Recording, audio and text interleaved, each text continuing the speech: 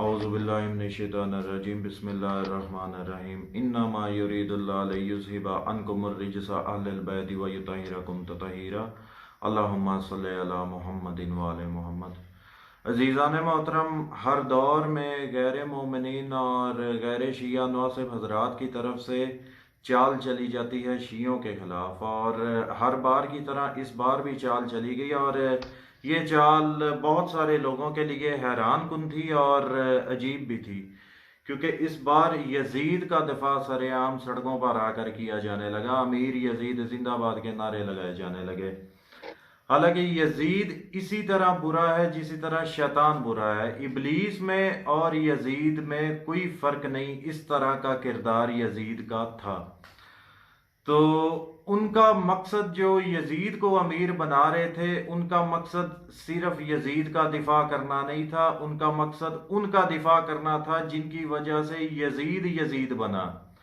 یا جن کا سہارا لے کر یزید تخت پر بیٹھا۔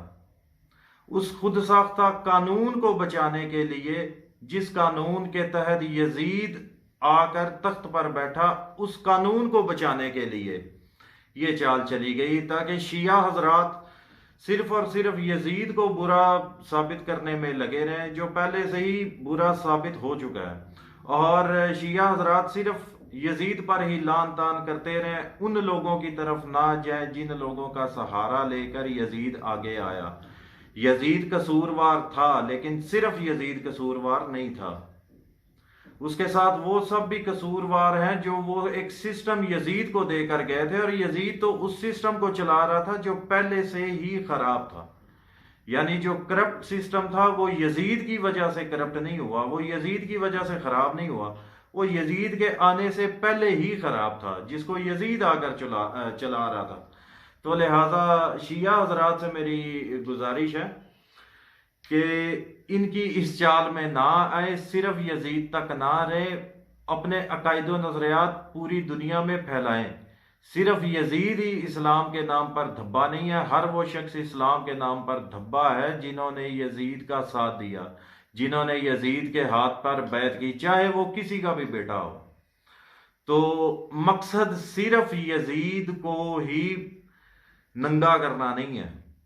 مقصد پورے اس سسٹم سے پردہ اٹھانا ہے جو سسٹم خراب تھا، جو سسٹم یزید چلا رہا تھا۔ تو